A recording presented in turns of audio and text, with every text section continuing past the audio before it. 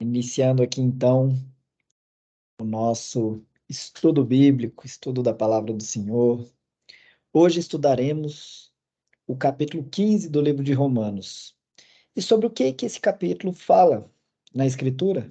O capítulo 15 de Romanos, na Bíblia, ele fala sobre a importância da união, do amor mútuo entre os seguidores de Jesus Cristo. Paulo, o apóstolo que escreve este livro, ele encoraja os cristãos a suportarem em fraquezas, as fraquezas uns dos outros, né? Colocarem o bem-estar dos outros antes do seu próprio, destaca a necessidade de vivermos em harmonia, de ser um exemplo no serviço, de ter humildade, seguindo o exemplo de Cristo. Também menciona o próprio ministério dele como um apóstolo dos gentios, né, que levou a palavra de Deus aos gentios, da sua missão de levar às nações não judaicas, né? Ele expressa também a esperança dele em visitar outra cidade, que seria a cidade de Roma, e pede apoio aos crentes para seguir adiante no seu ministério. Além disso, Paulo aborda pontos como gratidão e adoração a Deus. Ele enfatiza que todas as nações devem louvar ao Senhor e reconhecer a bondade e misericórdia de Deus.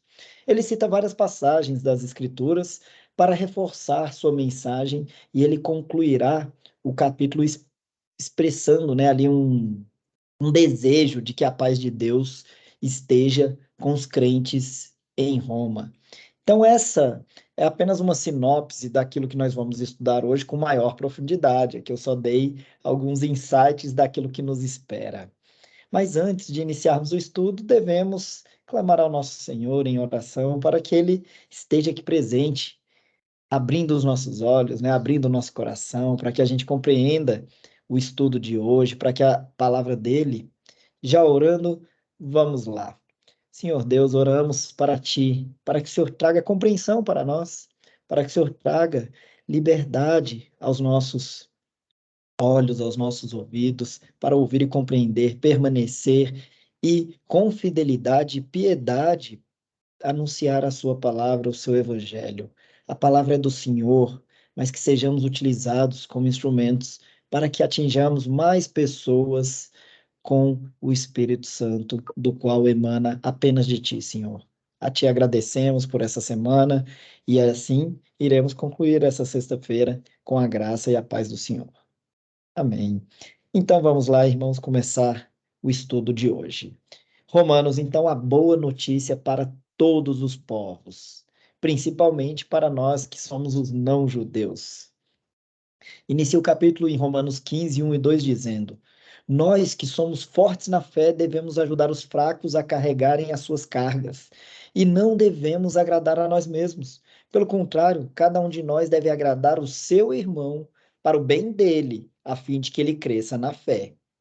Então, aqui, nesses dois primeiros versículos, Paulo ele vai exortar os crentes mais fortes, aqueles mais fortes na fé, a terem uma atitude de suporte, uma atitude de paciência com os crentes que são mais fracos na fé, que estão iniciando, né, no seu trabalho, ali, no seu envolvimento da palavra de Deus.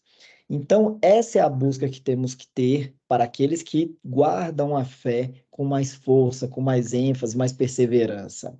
E três pontos são destacados por Paulo nesses dois versículos. O primeiro é você suportar as fraquezas dos fracos. Então, Paulo aqui ele está enfatizando que os crentes mais fortes têm que suportar a fraqueza dos fracos. Às vezes, os fracos vão nos fazer perguntas que nos parecem muito simples para o conhecimento, para o estudo, para aquilo que Deus já nos revelou.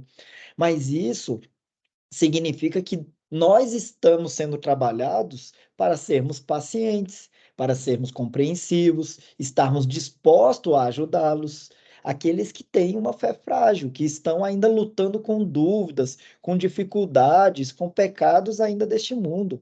Não quer dizer que nós estamos há mais tempo, mais fortes, mais fiéis a Deus, nós somos imunes ao pecado, não, a gente ainda peca, mas a gente tenta, na medida em que peca, a gente tenta levar, por um outro lado, a questão do arrependimento, ou seja, da pessoa analisar, fazer uma autoanálise. Então, quando você ver um irmão que ainda está iniciando na palavra de Deus, seja paciente com ele, né? Porque ele está lutando ali com dúvidas, ele tem dificuldades. Então, não vamos julgá-los, desprezá-los, né? A gente tem que estar dispostos a caminhar ao lado deles. E como podemos fazer isso? Ouvindo, aconselhando, encorajando, orando junto com ele, ou seja, ajudando de maneiras bem práticas, que é isso que Deus revela para a gente, que as nossas obras elas devem ser praticadas e não ficarem inertes. Não é você declarar atitudes de superioridade, ah, não, eu sei mais disso do que o outro. Eu digo até como exemplo próprio, muitas passagens, muitos livros, eu levei meses ou digo anos para compreendê-las por completo, como Deus realmente queria agir na minha vida naquela passagem, e pessoas que são muito mais humildes do que eu, muito mais humildes do que eu, já tinham essa palavra guardada no seu próprio coração. Eu já tive contato com várias pessoas desta forma. Então, devemos sim tratar com bondade, humildade e empatia, porque, de fato, ninguém pode se exaltar. O único a ser exaltado é o nosso Senhor. O segundo destaque desse versículo é que não devemos agradar a nós mesmos. O objetivo não é agradar a nós, mas buscar o bem do próximo. Isso envolve colocar as necessidades, o crescimento, né, dos outros à frente dos nossos próprios interesses egoístas. Então, devemos sim estar dispostos a sacrificar nossos desejos pessoais em benefício dos outros.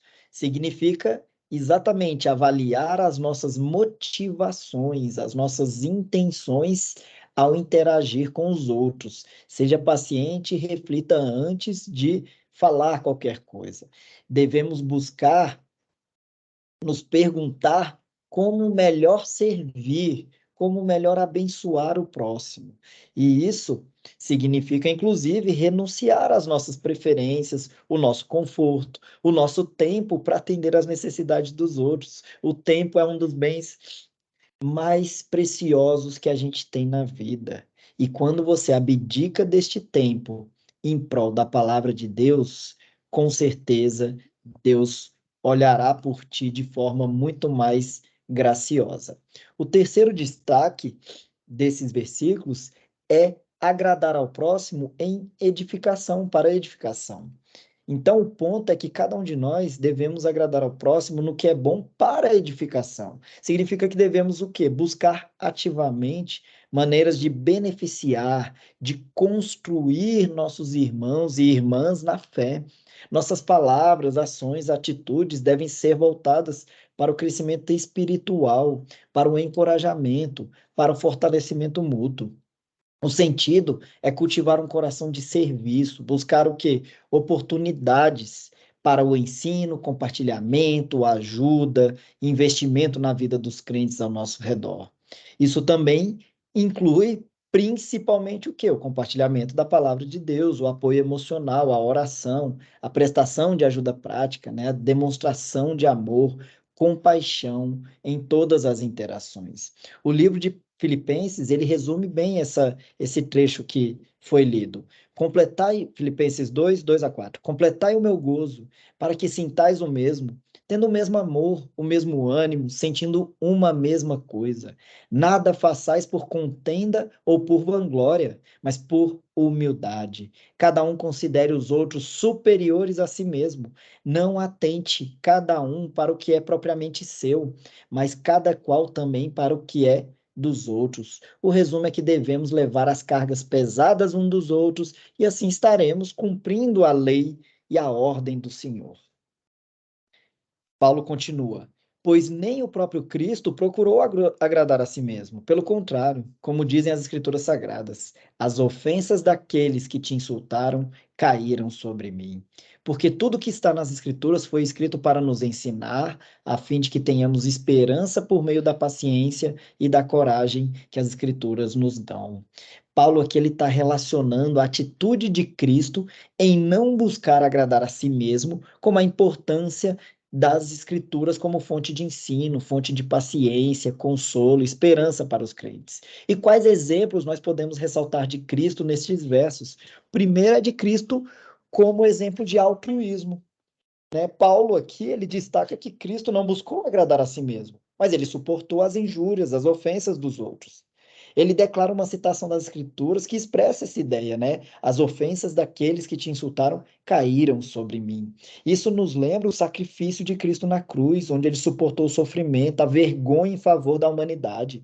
Esse é um exemplo supremo de altruísmo e de amor sacrificial.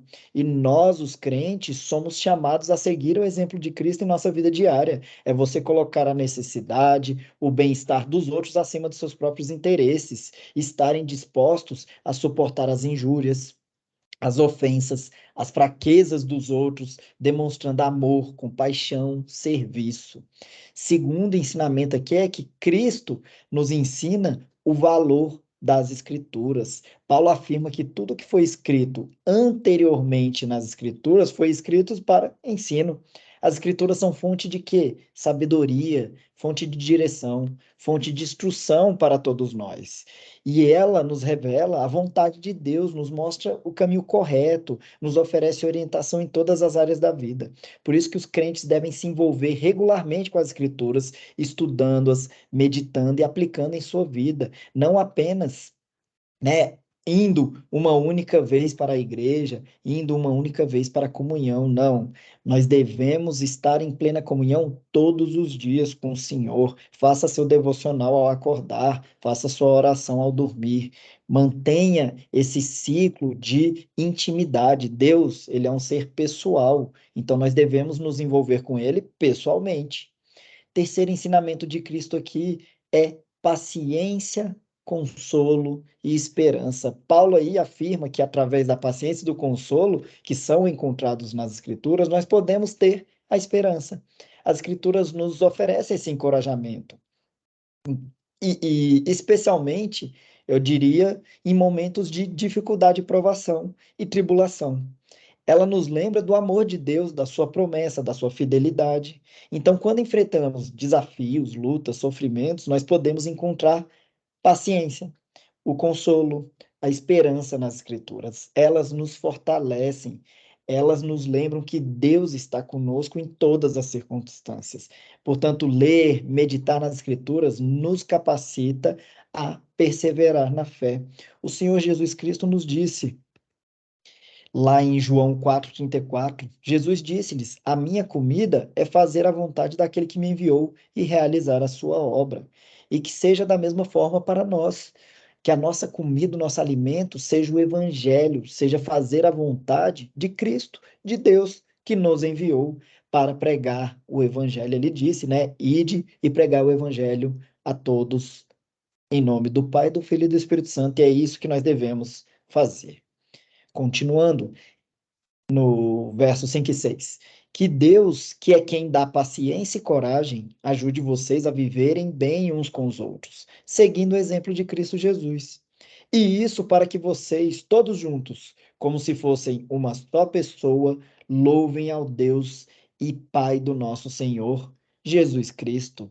Aqui Paulo faz uma oração, né, pedindo que Deus conceda aos crentes ali esse mesmo sentimento que ele tem, o propósito, a fim de que possam juntos glorificar a Deus. E qual a aplicação prática desses versículos? Que Deus, né, dá paciência, consolação, ou seja, Paulo destaca essas duas características de paciência e consolação. Deus é paciente, suporta as nossas fraquezas e nos dá a oportunidade para o quê? Para que cresçamos e nos santificamos. Ele também é quem nos consola, trazendo conforto, encorajamento em momentos difíceis de aflição. Então, como crentes, nós podemos confiar na paciência e consolação de Deus em nossa própria vida. E também somos chamados o quê? A fazer uma reflexão dessas características divinas em nossas interações com os nossos próximos, com os nossos irmãos. Devemos ser pacientes com a fraqueza dos outros, com a luta dos outros, oferecendo este mesmo consolo que Deus nos oferece. Deus é o nosso exemplo, Cristo é o nosso exemplo, devemos segui-lo.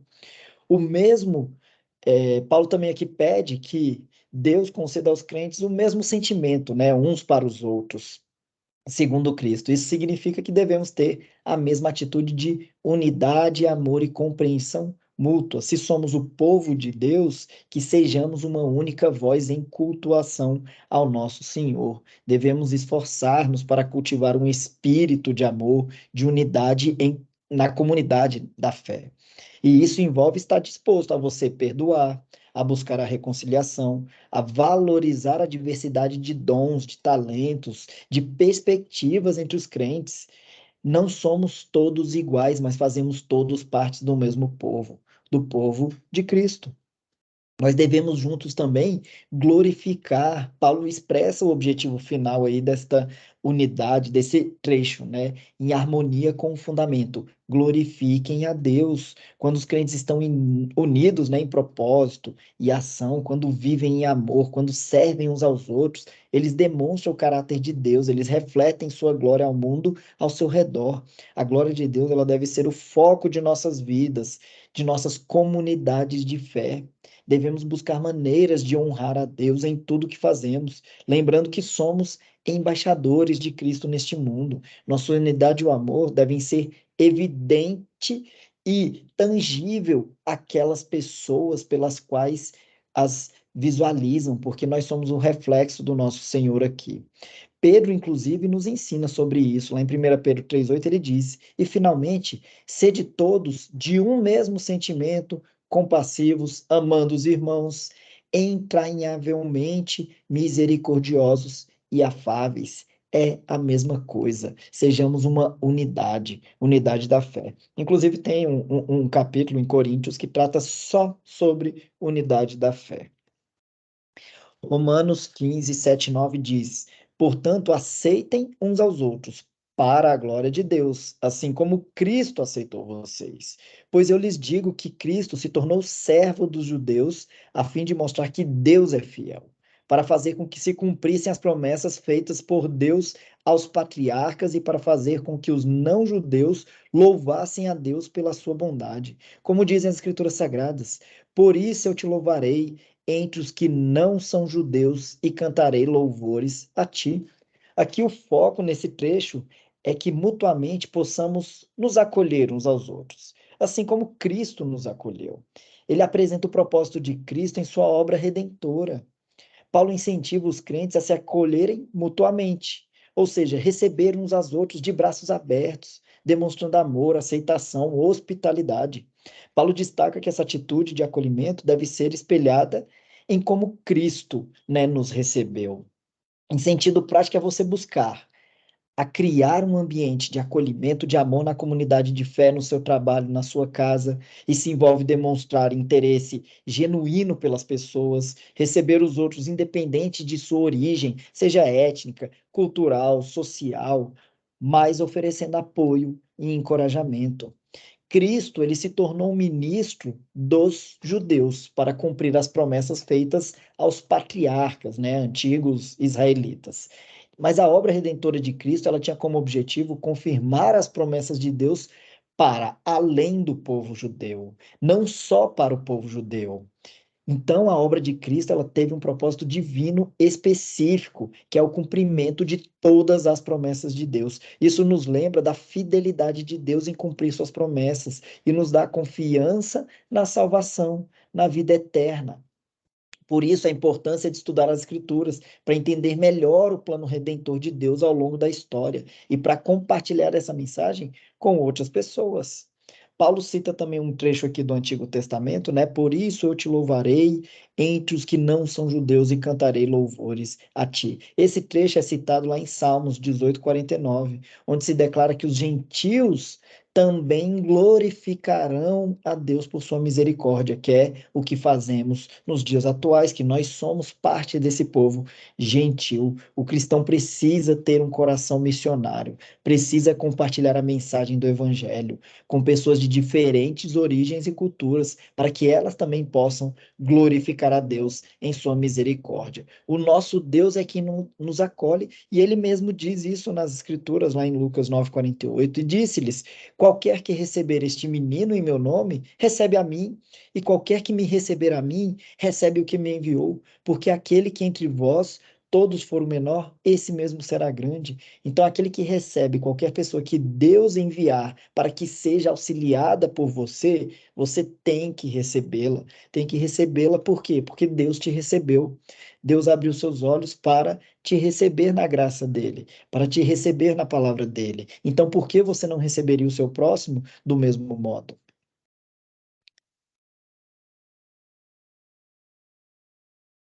Romanos 15, 10, 11 diz: Elas dizem também, as Escrituras, vocês que não são judeus, alegrem-se com o povo escolhido de Deus. E dizem ainda: todos os que não são judeus, louvem o Senhor, que todos os povos o louvem. Paulo aqui ele cita profecias de passagens das Escrituras para mostrar que o plano redentor de Deus inclui, né, a salvação dos judeus e dos não-judeus. Então, o primeiro trecho ali, vocês que não são judeus, alegrem-se com o povo escolhido de Deus, é citado lá no Salmo 67:4, onde os gentios são chamados a se alegrar com o povo de Deus. Isso nos mostra que a salvação não é exclusiva para uma determinada nação ou para um grupo étnico, mas é uma oferta estendida a todos os povos. O segundo verso ele cita parte do Salmo 117, que chama todos os gentios a louvarem ao Senhor. A adoração de Deus, ela não é limitada a um único povo, mas ela é uma resposta universal à grandeza e à bondade de Deus. Todos nós cremos em Deus, temos um privilégio. O privilégio é de louvar, o privilégio é de adorar ao Senhor em espírito e em verdade. Mas devemos estar dispostos, né, a louvar e a adorar a Deus de todo o nosso coração, com sinceridade, expressando nossa gratidão, reconhecendo a majestade de Deus em nossas vidas. E Paulo continua, e também Isaías diz: virá um descendente do rei Davi, filho de Jessé. Ele aparecerá para governar os que não são judeus e eles terão esperança nele. Que Deus que nos dá essa esperança encha vocês de alegria e de paz por meio da fé que vocês têm nele, a fim de que a esperança de vocês aumente pelo poder do Espírito Santo. Essa passagem do livro de Isaías, Isaías 11, né, no capítulo 11, que fala sobre o Messias, a raiz de Jessé, que é o pai do rei Davi, que se levantaria para reinar sobre todos os gentios. Isso aponta para o papel central de Jesus na salvação, tanto dos judeus como dos não-judeus. Jesus é a esperança dos gentios, Jesus é a esperança de todas as nações. Ele é a nossa esperança hoje e sempre foi na antiguidade e para todo sempre. Ele diz: Eu sou o Alfa e o Ômega. Então devemos colocar essa nossa confiança e esperança em Cristo como nosso Salvador e Senhor. Devemos também compartilhar essa esperança. Uma vez que você crê, você precisa proclamar o Evangelho, convidar pessoas de todas as origens, encontrar salvação por meio da vida de Jesus Cristo. Aqui a gente chega à metade do capítulo 15. Então notem aí que Paulo até esse momento ele fez declarações o quê? De confiança, de perseverança, de fé. Paulo agora nessa segunda parte do capítulo 15, ele vai nos trazer uma palavra que na primeira impressão, né, pode até parecer como orgulhosa, mas não é nada disso. Vamos ver aqui o que Paulo nos apresenta nesse segunda parte de Romanos. Meus irmãos, estou certo de que vocês estão cheios de bondade, sabem tudo o que é preciso saber e são capazes de dar conselhos uns aos outros. Porém, nesta carta, me atrevi a escrever com toda a franqueza, para fazer com que vocês lembrem de coisas que já sabem. Eu escrevi assim por causa do privilégio que Deus me deu de ser servo de Cristo Jesus, para trabalhar em favor dos que não são judeus. Eu sirvo como sacerdote ao anunciar o evangelho que vem de Deus, e faço isso para que os não-judeus sejam uma oferta que Deus aceite, dedicada a Ele pelo Espírito Santo. Portanto, por estar unido com Cristo Jesus, posso me orgulhar do serviço que faço para Deus. Paulo, ao trazer aqui o orgulho do serviço que ele fazia para Deus, ele nos ensina algumas coisas. Paulo expressa, primeiro, a sua convicção de que os crentes ali em Roma estão cheios de bondade, de conhecimento, estão capacitados a admoestarem uns aos outros. E ele reconhece aqui, então, uma maturidade espiritual daquela comunidade de Roma. A sua capacidade de ensinar e encorajar uns aos outros demonstra essa maturidade. E esses versículos nos lembram que nós temos a capacidade de crescer em nossa fé, de desenvolver um entendimento sólido na palavra de Deus, de encorajar o nosso próximo nessa jornada cristã. Por isso que a gente deve buscar ainda mais o conhecimento de Deus, a fim de estarmos revestidos, equipados para ensinar, para edificar nossos irmãos na fé de forma adequada, de forma piedosa e fiel na palavra. Paulo também compartilha que escreveu ousadamente, né, ali aos crentes, como um lembrete do chamado de Deus. Deus o chamou a Paulo como ministro de Jesus entre os gentios. E ele declara que ele é um instrumento de Deus para proclamar o evangelho aos não-judeus, para trazer essa oferta de arrependimento, essa oferta de vida eterna, essa oferta pelo Espírito Santo. Essa passagem nos lembra da importância da missão de compartilharmos e fazermos discípulos em todas as nações. Nós somos chamados, assim como Paulo, a sermos ministros de Jesus Cristo, a levar a mensagem de salvação aos que ainda não conheceram esta palavra. Por isso, vejam tanto que a missão, né, é importante para a nossa vida. E Paulo conclui aqui esse trecho afirmando que ele tem motivo para se gloriar em Jesus Cristo nas coisas que pertencem a Deus. Ele reconhece que sua identidade e propósito estão totalmente centrados em Cristo. Não é que seja um orgulho próprio, mas é um orgulho que aquela pregação está sendo piedosa e fiel. Tudo que ele faz é para a glória de Deus, para o avanço do reino de Cristo. Então, esses versículos aí vão nos desafiar também a que nós tenhamos nossa identidade firmemente enraizada em Cristo, a buscar a glória de Deus em tudo que fazemos. Nossa vida, ministério e serviço devem ser motivados pelo Senhor. O livro de Colossenses, ele traz um resumo bom sobre esse trecho aqui. Colossenses 3,16 diz: a palavra de Cristo habite em vós abundantemente, em toda sabedoria, ensinando-vos e admoestando-vos uns aos outros, com salmos, hinos e cânticos espirituais, cantando ao Senhor com graça em vosso coração. Então, esse trecho em Colossenses vai trazer várias formas que nós temos de dar glórias ao nosso Senhor.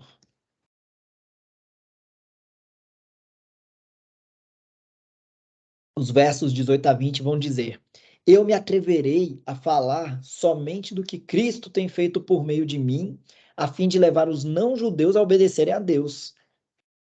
E isso tem sido feito por meio de palavras e de ações, pelo poder de sinais e milagres e pelo poder do Espírito de Deus. Assim, viajando desde Jerusalém até a província da Ilíria, tenho anunciado de modo completo o evangelho a respeito de Cristo. Para não construir sobre alicerces colocados por outros, tenho me esforçado sempre para anunciar o evangelho nos lugares onde ainda não se falou de Cristo. Paulo aqui ele está dando um exemplo do próprio ministério dele e da extensão da proclamação do evangelho. Ele destaca aqui que seu objetivo era pregar o evangelho onde Cristo ainda não era conhecido e evitar construir, né, um fundamento ali já estabelecido por outros. Vamos supor que Pedro já tivesse passado em alguma outra cidade, então Paulo não queria edificar um outro fundamento, né? Queria manter. Paulo afirma ali que ele só fala daquilo que Cristo tem feito por ele, a fim de obedecer aos gentios, tanto por meio de palavras quanto por meio de ações.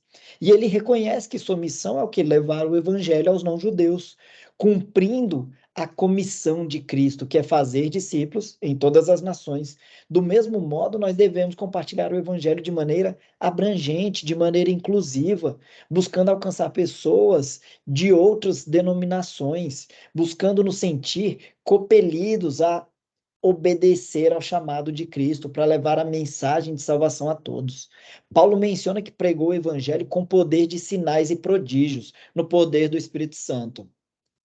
Isso indica, notadamente aí, que o ministério de Paulo foi acompanhado por demonstrações sobrenaturais do poder de Deus. e ele confirma, né, essa veracidade na sua mensagem para fortalecer aqueles que estão ouvindo.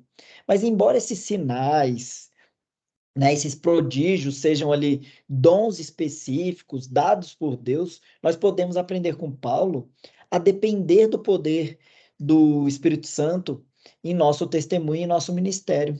Devemos buscar uma vida cheia do Espírito Santo para que Deus possa nos usar, para daí sim realizarmos boas obras, obras poderosas a autenticar a palavra do Senhor. Paulo ressalta que seu esforço foi em anunciar o evangelho em lugares onde Cristo não havia sido anunciado. E nós devemos também estar dispostos a ir em lugares que a gente nunca foi para anunciar Cristo.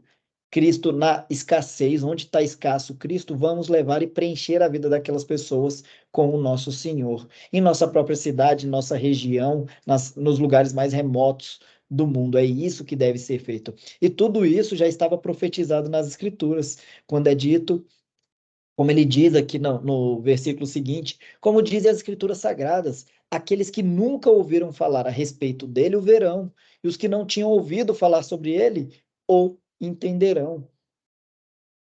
Essa daqui é uma citação lá do livro de Isaías, no capítulo 52, para enfatizar o que? O nosso chamado de levar o evangelho a lugares onde Cristo não havia sido anunciado. O desafio é justamente compartilhar o evangelho com ousadia, mas com diligência, especialmente aqueles que nunca ouviram falar de Cristo. Esse versículo nos lembra do poder do evangelho em transformar vidas, ele já transformou a nossa. Nós devemos levar o evangelho para transformar ainda mais a nossa em santificação e transformar a vida daqueles que não foram ainda alcançados. Em ter fé e confiança na capacidade de Deus, abrir os olhos, os corações. A gente sabe que isso é uma atitude exclusivamente de Deus, mas as pessoas são chamadas na medida em que nós pregamos, porque nós somos os instrumentos de pregação para que as pessoas enxerguem, aí sim Deus derrame sobre elas o seu Espírito Santo. A gente pode lembrar, por exemplo, lá em Efésios 2:8, né, que a graça é um dom de Deus que derrama o seu Espírito em quem lhe aprove, né, no beneplácito da sua vontade. Então a gente sabe que o ato inicial é de Deus, quem nos move até aqueles locais, até aqueles irmãos para pregar a palavra, para que o próprio Deus derrame Espírito Santo sobre a vida deles. Então, ele deixa claro aqui, né, para a gente caminhar, né, para o trecho final aqui do capítulo 15 de Romanos, Paulo vai vir falar agora sobre a vontade dele em visitar Roma. Ele deixa claro, né, que ele tem esse ímpeto, essa vontade, mas apesar da vontade dele, ele sabe que a vontade da missão do Senhor está acima da dele, né? Vamos ler a profecia de um trecho sobre Isaías, que é dito o seguinte, lá em Isaías 65:1. Fui buscado dos que não perguntavam por mim, fui achado daqueles que não me buscavam. A uma nação que não se chamava do meu nome, eu disse: eis-me aqui, eis-me aqui. Portanto, Deus já havia, por meio do profeta Isaías, declarado que seria sim louvado por pessoas que nunca haviam mencionado o seu nome. Nós que não somos judeus, a gente só passou a conhecer a Deus quando ele se revelou para nós por meio do próprio Senhor Jesus Cristo. Então, ele próprio se revela para nós. E ele diz para cada um de nós hoje: eis-me aqui, eis-me aqui. Ele está aqui conosco, ele está na sua vida, ele está na sua casa, ele está com você. Basta você crer nele e abrir suas portas para ter intimidade com Deus. Agora vamos ver o que Paulo ensina na parte final do capítulo 15 de Romanos. Por esta razão, muitas vezes eu quis visitá-los, mas isto não me foi possível. Porém, já que terminei o meu trabalho nessas regiões, e como há muitos anos tenho pensado em ver vocês, espero fazer isso agora.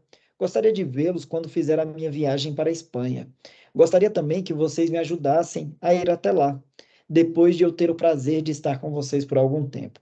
Mas agora vou a Jerusalém, a serviço do povo de Deus que vive ali.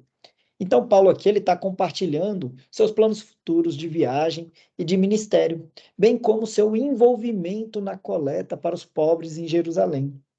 Ele menciona ali no início, né, que muitas vezes foi impedido de visitar os crentes em Roma.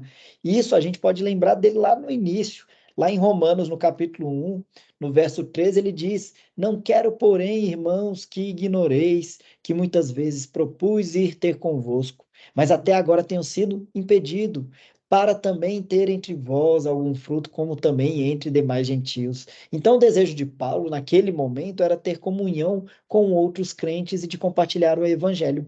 Mas agora ele sente que não tem mais lugar para ministrar nessas regiões, porque lá no capítulo 1 ele ainda estava indo, se dirigindo, agora aqui no capítulo 15, que já é o penúltimo do livro de Romanos, ele já terminou a missão naquelas regiões. Ele expressa, portanto, um grande desejo de finalmente, agora finalizada essa missão, ir ter com eles, compartilhar um tempo em comunhão e encorajamento mútuo com os irmãos dele durante a sua visita a Roma. Então, Paulo revela esse seu desejo de ir à Espanha após visitar Roma. Ele espera passar por Roma ali, receber o apoio, o encaminhamento, né, dos crentes ali presentes para a sua jornada.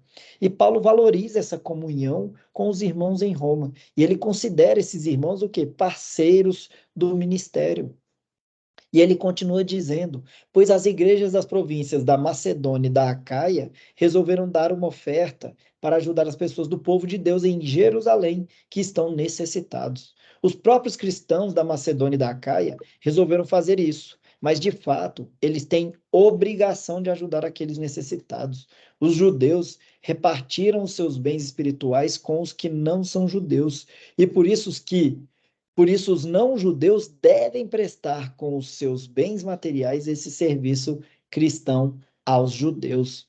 Depois que eu terminar esse trabalho e que entregar toda a oferta que foi recebida para ele, recolhida para eles, viajarei para a Espanha e no caminho visitarei vocês. E sei que, quando for visitá-los, levarei comigo muitas bênçãos de Cristo. Então, Paulo informa aqui que ele está a caminho de Jerusalém para ministrar, né, os santos de lá. Ele menciona ali que a Macedônia, a Acaia, né, decidiram fazer ali uma coleta para ajudar os crentes em Jerusalém que estavam passando por necessidades financeiras.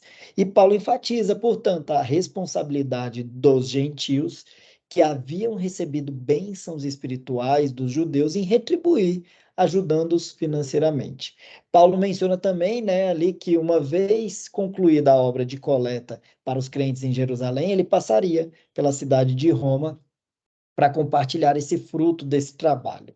Isso mostra a importância de prestarmos contas, de compartilharmos o resultado também das doações, demonstrando que transparência e compromisso. Com isso, nós podemos aprender algumas lições importantes a partir desse trecho, que nós devemos estar dispostos a ajudar, né, a ajudar não, né, a ajustar, né, nossos planos ali, a seguir a direção de Deus em nossas vidas, no nosso ministério.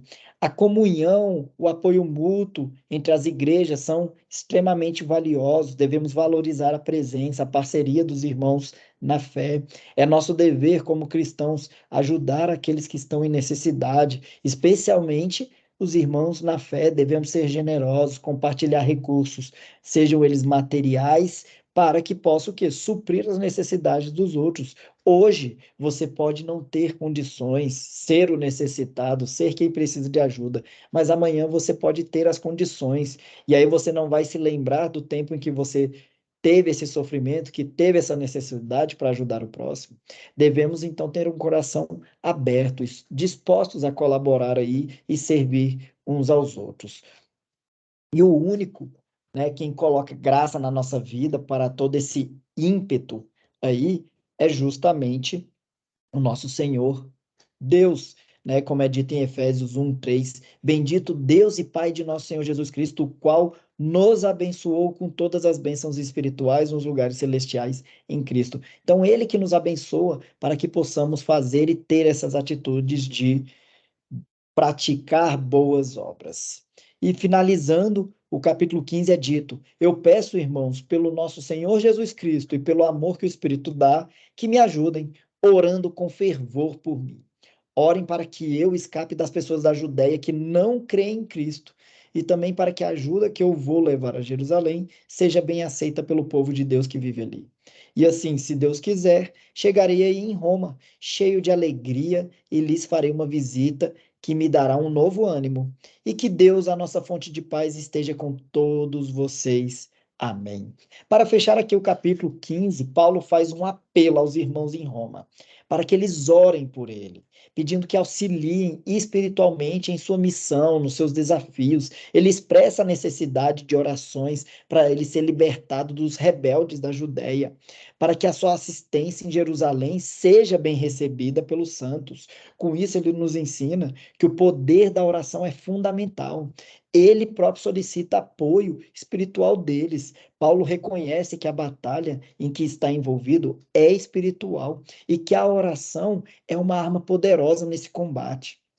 Ele entende e nos ensina que a oração dos irmãos pode ter um impacto direto na libertação e na segurança. Mas ele pede também que as orações sejam direcionadas para a sua assistência, né, aos santos ali de Jerusalém, porque ele está levando aquela missão, aquela coleta. Ele estava coletando recursos para ajudar os crentes de Jerusalém, mas ele estava tendo dificuldades. Então o apóstolo desejava que a sua contribuição fosse recebida com gratidão, que houvesse unidade, cooperação entre os crentes judeus e os próprios gentios. E Paulo expressa também seu desejo de chegar a Roma com alegria, ou seja, encontrar seus irmãos em comunhão. Então ele anseia descansar entre eles, desfrutando dessa comunhão, do apoio mútuo, que sua visita seja um tempo de fortalecimento, de refrigério.